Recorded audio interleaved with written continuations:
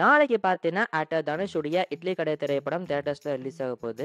நாளான்னைக்கு ஒரு நாள் கழிச்சு அக்டோபர் 2ஆம் தேதி பார்த்தீங்கன்னா, ரிஷப் செட்டியோடைய காந்தாரா திரைப்படமும் ரிலீஸ் ஆகுது. ஸோ இந்த இட்லி கடை அண்ட் காந்தாரா சாப்டர் 1 இந்த 2 படங்கள பத்தி ஒரு சில விஷயங்கள் இந்த ப்ரிவ்யூ வீடியோ மாரி தான் இந்த வீடியோல நம்ம பார்க்க போறோம். ஸோ ஃபர்ஸ்ட் இட்லி கடை திரைப்படத்த எடுத்துக்கிட்டோம் அப்படின்னா, ஆரம்பத்துல இந்த ப்ராஜெக்ட் ஒரு லோ பட்ஜெட் ஃபிலிமா தான் ஸ்டார்ட் பண்ணாங்க. ஆனா முடியும்போது இப்ப இந்த படத்தோட பட்ஜெட் எவ்வளோ அப்படின்னு பார்த்தீங்கன்னா, ஆல்மோஸ்ட் 120 கோடி ரூபாய் செலவு பண்ணியிருக்காங்க அப்படிங்கிற மாதிரி சொல்லப்படுது. ஸோ 120 கோடி ரூபாய் பட்ஜெட்ல இந்த இட்லி கடை திரைப்படத்தை எடுத்து முடிச்சிருக்காங்க. ஸோ இந்த இட்லி கடை திரைப்படத்தை பத்தி உங்களுக்கே தெரியும். இந்த வருஷம் ஏப்ரல் 10ஆம் தேதி படத்தை ரிலீஸ் பண்ணிடலாம் அப்படிங்கிற மாதிரி தான் அனௌன்ஸ்மெண்ட்லாம் பண்ணாங்க. ஆனா அந்த டைம்ல பாத்தீங்கன்னா இந்த படத்துடைய ஷூட்டிங்கை கம்ப்ளீட் பண்ணி முடிக்கல. அண்ட் அதே மாதிரி அதே ஏப்ரல் 10ஆம் தேதி பார்த்தீங்கன்னா ஆக்டர் ஏகே உடைய குட் பேட் அக்லி திரைப்படமும் ரிலீஸ் ஆச்சு. ஸோ அதனால ஏப்ரல் 10ஆம் தேதி வேணா கொஞ்சம் தள்ளி ரிலீஸ் பண்ண போறோம் அப்படிங்கிற மாதிரி போஸ்ட்போன்மெண்ட் அனௌன்ஸ்மெண்ட் பண்ணாங்க. அண்ட் அதுக்கப்புறம் பாத்தீங்கன்னா இந்த படத்துடைய ப்ரொடியூசரான டான் பிக்சர்ஸ் அவங்களுக்கு பாத்தீங்கன்னா ஒரு பெரிய ப்ராப்ளம் வந்துச்சு. அதாவது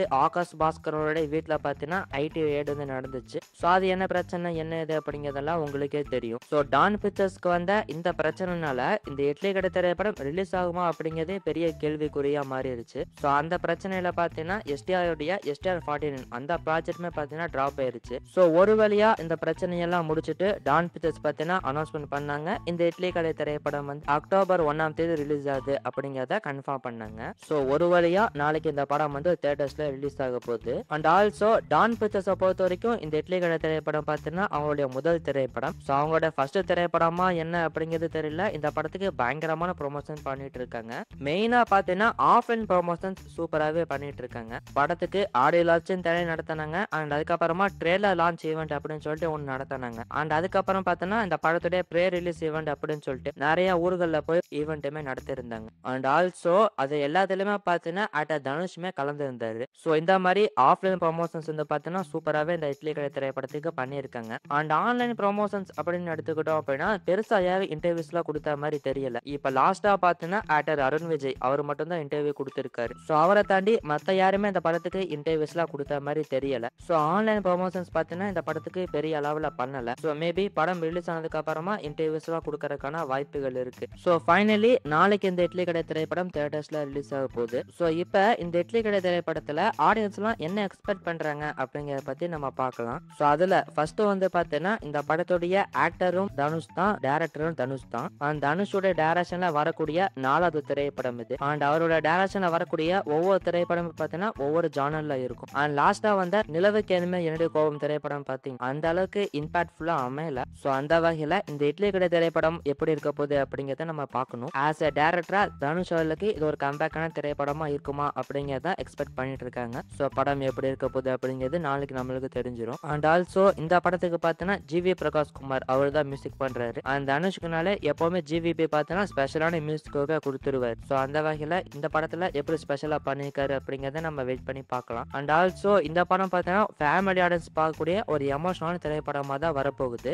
ஸோ அந்த வகையில இந்த படத்துல எமோஷனல் கனெக்ட் எந்த அளவுக்கு இருக்க போகுது அப்படிங்கறத எக்ஸ்பெக்ட் பண்ணிட்டு இருக்காங்க. அண்ட் ஆல்சோ தனுஷோடைய ஃபுல் குட் திரைப்படம் அப்படின்னாலே சூப்பரா இருக்கும். எல்லாருமே நிறைய பேர் பார்த்து இருந்திருப்பீங்க. ஸோ அந்த வகையில இந்த படத்துல இந்த எமோஷனல் கனெக்ட் எப்படி ஒர்க் அவுட் ஆக போகுது அப்படிங்கறத நம்ம வெயிட் பண்ணி பார்க்கலாம். அண்ட் ஃபைனலா இந்த படத்துல ஆடியன்ஸ் எக்ஸ்பெக்ட் பண்றது இந்த படத்துடைய villain actor Arun Vijay. So Dhanush versus Arun Vijay இந்த ஃபேஸ் ஆஃப் எப்படி இருக்க போகுது அப்படிங்கறத பார்க்கறதுக்கு தான் எக்ஸ்பெக்ட் பண்ணிட்டு இருக்காங்க. ஸோ அது ஸ்கிரீன்ல எப்படி ஒர்க் அவுட் ஆயிருக்கு அப்படிங்கறத நம்ம வெயிட் பண்ணி பார்க்கலாம். ஸோ இதெல்லாம் தான் ஆடியன்ஸ் இந்த இட்லி கடை திரைப்படத்துல எக்ஸ்பெக்ட் பண்ற ஒரு சில விஷயங்கள். ஸோ இதை தாண்டி நீங்க இந்த படத்துல என்ன எக்ஸ்பெக்ட் பண்றீங்க அப்படிங்கறத மறக்காம இந்த வீடியோவுடைய கமெண்ட் செக்ஷன்ல சொல்லுங்க. அண்ட் அடுத்து காந்தாரா சாப்டர் 1 திரைப்படத்தை எடுத்துக்கிட்டோம் அப்படின்னா ஸோ பார்ட் 1 எந்த அளவுக்கு பயங்கரமான ஹிட் ஆச்சு அப்படிங்கிறது உங்களுக்கே தெரியும். ஒரு லோ பட்ஜெட்ல 16 கோடி ரூபாய் பட்ஜெட்ல எடுத்து 400 கோடி ரூபாய்க்கு மேல அந்த படம் பார்த்தீங்கன்னா கலெக்ட் பண்ணுச்சு. ஸோ பார்ட் 1 பட்ஜெட் வைஸ்லும் சரி கதை வைஸ்லும் சரி இந்த பார்ட் 2 பார்த்தீங்கன்னா பெருசா தான் வந்திருக்கு. அண்ட் அந்த வகையில இந்த படம் 1000 கோடி ரூபாய் கலெக்ட் பண்ணுமா அப்படிங்கறத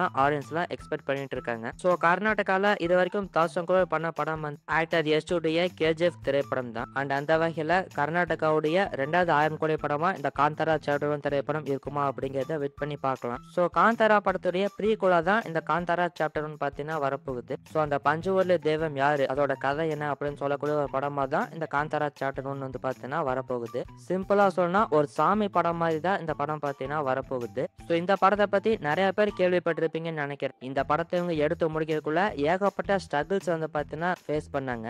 ஏகப்பட்ட பிரச்சனைகள்லாம் பார்த்தீங்கன்னா வந்துச்சு. நெறைய உயிரிழப்புகளுமே பார்த்தீங்கன்னா ஏற்பட்டிருக்கு. ஸோ அந்த டைம்ல வந்து பார்த்தீங்கன்னா இது ஒரு சென்சிட்டிவான நியூஸாவே மாறிச்சு. அதாவது இந்த பஞ்சுவில்லு தெய்வம் தான் இதெல்லாம் பண்ணுது அப்படிங்கிற மாதிரிலாம் சொல்லிட்டு இருந்தாங்க. ஸோ டோட்டலா பார்த்தீங்கன்னா 250 நாள் இந்த காந்தாரா சாப்டர் 1 திரைப்படத்தை ஷூட் பண்ணியிருக்காங்க. ஸோ அதுல பாதி நாள் வந்து பார்த்தீங்கன்னா நெறைய பிரச்சனைகள் வந்திருக்கு அப்படிங்கிற மாதிரி சொல்லப்படுது. ஸோ அவ்வளோ பிரச்சனைகளை தாண்டி தான் இந்த படத்தை வந்து இப்போ எடுத்து முடிச்சிருக்காங்க. அண்ட் அதுக்கப்புறம் பார்த்தீங்கன்னா இந்த படத்துடைய ட்ரெய்லர் போன வாரம் பார்த்தீங்கன்னா ரிலீஸ் பண்ணியிருந்தாங்க. ஆனா ட்ரெய்லர் வந்து பார்த்தீங்கன்னா அந்த அளவுக்கு இம்பாக்ட்ஃபுல்லா அமையல. ரொம்பவே சுமாரான ஒரு ட்ரெய்லரா தான் இருந்துச்சு.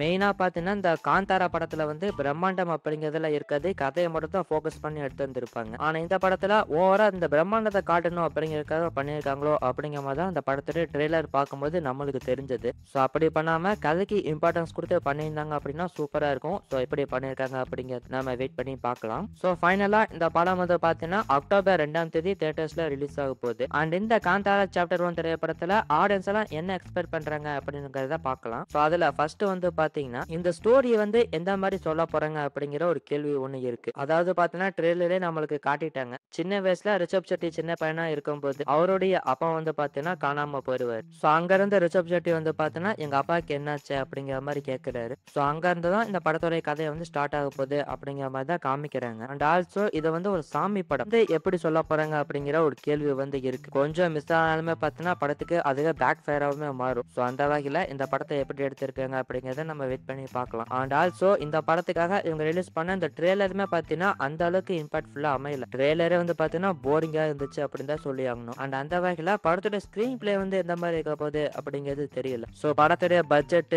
பிரம்மாண்டம் இது எல்லாத்தையும் தாண்டி ஒரு படத்துடைய கதையும் திரைக்கதையும் எப்படி இருக்கு அப்படிங்கறது ரொம்ப ரொம்ப முக்கியம். ஸோ அந்த வகையில இந்த படத்துக்கு ஸ்கிரீன் பிளே எப்படி பண்ணியிருக்காங்க அப்படிங்கறத நம்ம வெயிட் பண்ணி பார்க்கலாம். அண்ட் ஆல்சோ பார்ட் 1ல பாத்தீங்கன்னா இந்த கிளைமேக்ஸ் போர்ஷன் வந்து பெரிய அளவுல பேசப்பட்டது. அண்ட் அதுல ரிஷப் செட்டியோட பெர்ஃபார்மன்ஸ்லாம் பாத்தீங்கன்னா வேற லெவல்ல இருந்துச்சு அப்படின்னு சொல்லலாம். அண்ட் அந்த படத்துடைய மிகப்பெரிய பிளஸ்ஸாமே அந்த கிளைமேக்ஸ் போர்ஷன் தான் அமைஞ்சிருந்துச்சு. ஸோ அந்த வகையில இந்த படத்துலயுமே அந்த மாதிரி ஒரு கிளைமேக்ஸ் சீன் இருக்குமா அப்படிங்கறத எதிர்பார்த்துட்டு இருக்காங்க. அண்ட் அதே மாதிரி இது வந்து பாத்தீங்கன்னா சாப்டர் 1. ஸோ ஃபியூச்சர்ல இன்னும் நிறைய சாப்டர்ஸ் வரும் அப்படிங்கிற மாதிரி சொல்லியிருக்காங்க. அண்ட் அந்த வகையில சாப்டர் 2க்கு எந்த மாதிரி லீடு கொடுத்து முடிக்க போறாங்க அப்படிங்கறதையுமே பார்க்கணும். ஸோ இதெல்லாம் எப்படி இருக்க போகுது அப்படிங்கறத வெயிட் பண்ணி பார்ப்போம். ஸோ ஓவரால் பாத்தீங்கன்னா ஒரு ஃபேமிலி படமும் ஒரு சாமி படமும் ரிலீஸ் ஆகுது. இதுல ஒரு ஹைலைட் என்ன கேட்டீங்கன்னா இட்லி கடை திரைப்படத்தை பாத்தீங்கன்னா தனுஷை டைரக்ஷன் பண்ணி அவரே ஹீரோவும் நடிச்சிருக்காரு. அதே மாதிரி இந்த காந்தாரா படத்தையுமே பாத்தீங்கன்னா ரிஷப் செட்டியை டைரக்ஷன் பண்ணி அவரே நடிச்சிருக்காரு. ஸோ இந்த மாதிரி 2 ஹீரோஸ் அவங்களே டைரக்ஷன் பண்ணி அவங்களே ஹீரோவும் நடிச்சு இந்த படம் வந்து ரிலீஸ் ஆக போகுது. அண்ட் நீங்க இந்த இட்லி கடை படத்தை பத்தியும் காந்தாரா படத்தை பத்தியும் என்ன நினைக்கிறீங்க அப்படிங்கறத கமெண்ட்ல சொல்லுங்க. அண்ட் இந்த 2 படத்திலையும் நீங்க என்ன எக்ஸ்பெக்ட் பண்றீங்க அப்படிங்கறதையுமே கமெண்ட்ல சொல்லுங்க. அடுத்து இன்னொரு வீடியோல நம்ம பார்க்கலாம்.